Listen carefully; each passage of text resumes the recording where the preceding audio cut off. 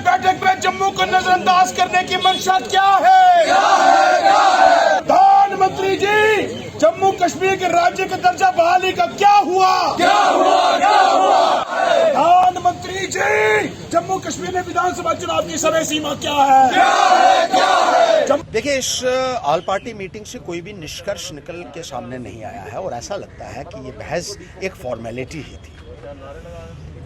ये कहा गया है कि डिलिमिटेशन होगी पहले, उसके बाद असेंबली के चुनाव होंगे। ये तो आप पहले भी कहते रहे हैं, ये तो 2 साल से आप कह रहे हैं, 2019 से ये बात कही जा रही है, तो फिर नया क्या है? ना तो डिलिमिटेशन की समय सीमा आपने तय की, ना ही आपने चुनाव करवाने के लिए कोई डेडलाइन फिक्स की है कि इतनी समय सीमा में चुनाव हो जाएंगे, ना ही स्टेट का दर्जा बहाल करने की बात हुई है, ना ही जम्मू प्रांत की बात हुई है। जम्मू से बहुत ज़्यादा उम्मीदें वाबस्ता थी यहाँ के लोगों को, लेकिन आप दिल की दूरी, दिमाग की दूरी, दिल्ली की दूरी की बातें करते रहे। वहाँ सिर्फ अलगाववादियों को एड्रेस करते रहे आप।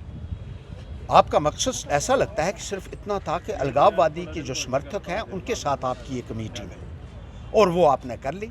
कश्मीर के साथ आपने दिल की दूरी भी मिटा ली, दिमाग की भी मिटा ली, लेकिन जम्मू के साथ आपने दूरियां जितनी बढ़ा दी हैं वो देखने वाली बात है।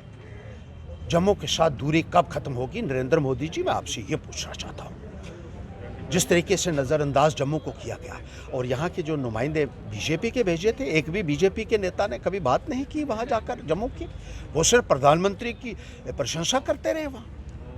इसलिए भेजा था उनको कि वहाँ दिल्ली में जाकर आप चापलूसी करते रहे और अपना टाइम सारा इसी में बर्बाद करते। जम्मू की बात करते तो लोग आपको थोड़ा सा आपको अप्रिशिएट भी करते, लेकिन वहाँ तो बात ही नहीं। वहाँ तो आप वाह वाह करते रहे केंद्र के बीजेपी के नेताओं की। हद ही हो गई है। आपको जवाब देंगे इस बात का जम्मू प्रांत के लोग। हमें बराबरी का हिस्सा चाहिए, असेंबली सीट्स में बराबरी चाहिए थी, आपने बात नहीं की। एलोकेशन ऑफ फंड्स में, डेवलपमेंट में बराबरी चाहिए थी, आपने बात नहीं की। टूरिज्म में, पावर सेक्टर में, गर्मी के मौसम में भी यहाँ के लोगों को तड़पना पड़ रहा है। पावर सप्लाई होती है वहाँ, 66% रेवेन्यू जम्मू से इकट्ठा होता है और बिजली मिलती है यहाँ 40%, बाकी कश्मीर को जाती है। अरे बराबरी की बात तो करते। टूरिज्म में बराबरी, नौजवानों को आपने सबसे ज़्यादा मायूस किया है।